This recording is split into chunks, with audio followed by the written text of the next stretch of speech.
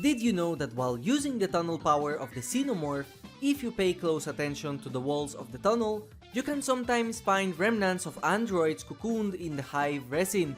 This is obviously a direct reference to the fate of the victims of the Xenomorph and how they get cocooned into the resin in order to be hosts for their babies. You're probably going so fast in the tunnels that you didn't notice this detail, especially because they buffed the speed of the Xeno while inside the tunnels by 2 meters.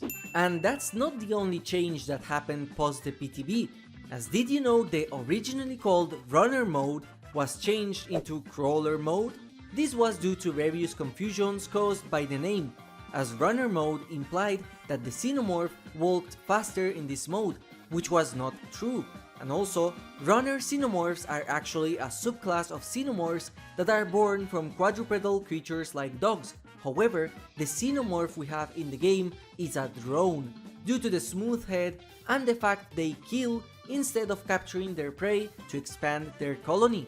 However, unlike that change, something you probably instantly noticed right away when playing as and against the xenomorph is that the chase music completely changed, possibly due to the fact that a lot of player feedback in the PTB was that the chase music was very bad and repetitive.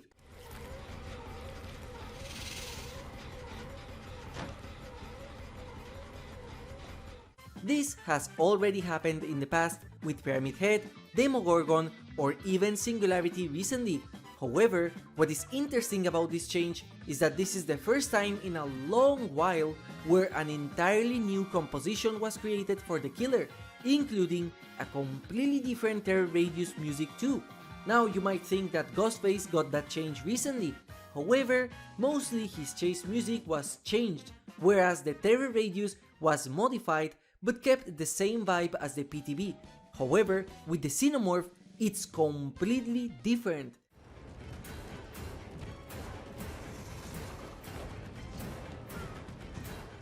The last time a completely new composition was created for a killer was with the Oni way back in 2019. Now, something I absolutely love doing whenever a killer has a unique item is trying to escape with that item, and indeed, just like with the rest of special items, there is a unique score event called Turret on the Move that will award you 1000 points if you escape with the Flame Turret, which is a considerable feat, given that the turret will slow you down dramatically while you are carrying it. So, if you are greedy enough for those blood points, and most importantly, brave enough to try, escape with the flame turret and get a big bonus. Now let's talk about the skins of this DLC, and something really interesting about the Xenomorph is that it was released with a legendary cosmetic that completely changed the type of Xenomorph we are playing, as we play directly with the Queen, with different sound effects, and she is significantly bigger than the Xenomorph when compared, and is by far the biggest killer in Dead by Daylight so far, completely beating Pyramid Head in height and making the skin pay to lose with style, or so a lot of people thought, because actually this was all an illusion in the lobby menu, making her look gigantic, especially combined with her unique animations, as in-game, despite her gigantic faceplate, she looks the same size as a regular drone Xenomorph, and this can also be seen in the files of the game. However, she is absolutely gigantic in the original source compared to a human, so the Queen we have in-game is still significantly smaller than the original version. It's kinda like Ripley in Super Smash Bros.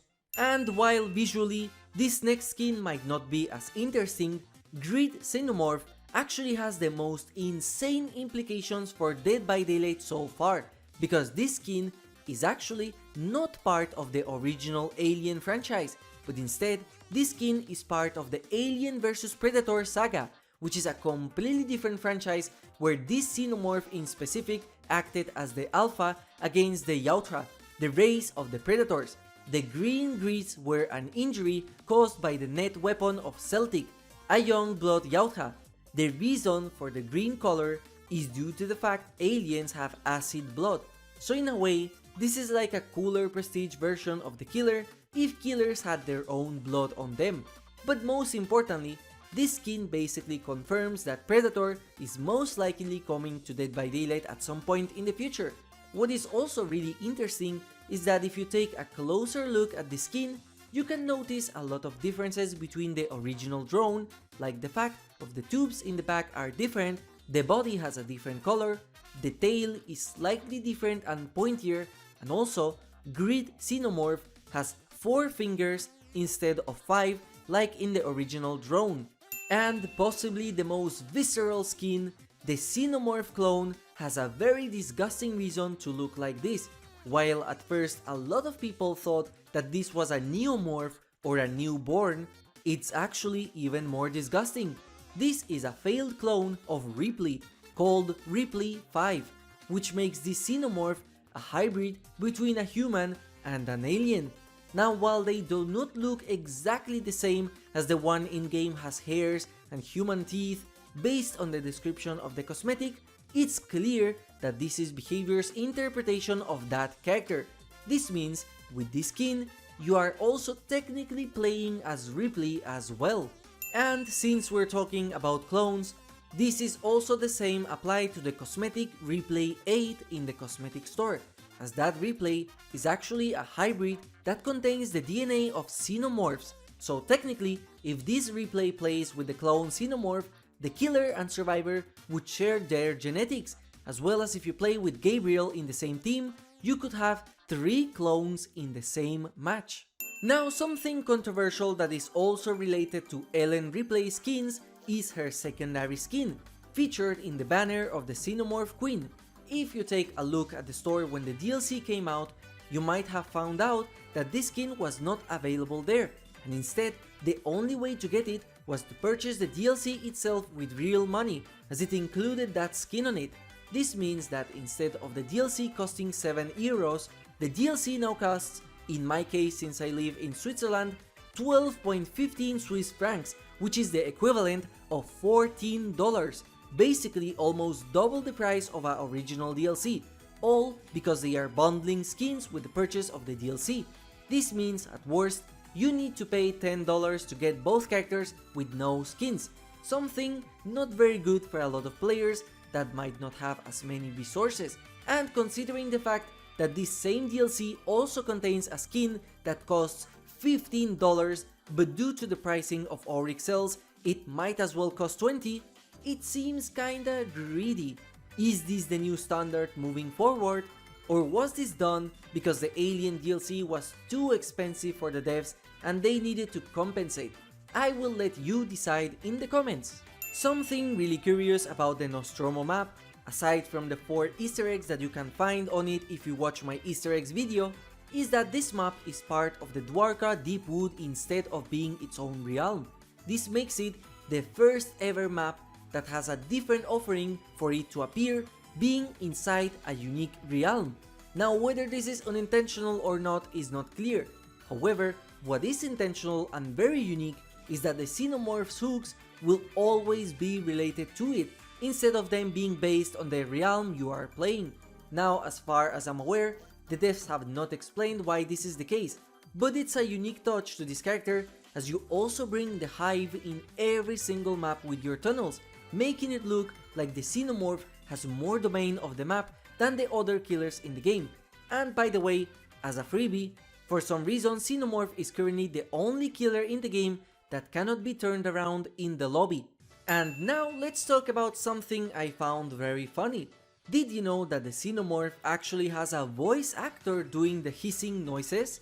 The voice actor, by the name of Sébastien Croteau, is the same voice actor that did the Nemesis. And this is really interesting, because I thought the sounds were made with commercial sounds like with the Demogorgon's case, but knowing that it's a human doing those hissing sounds is really funny.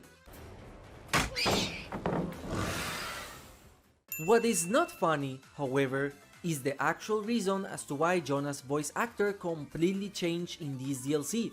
As you might have noticed if you play against Jonah, his voice is completely different.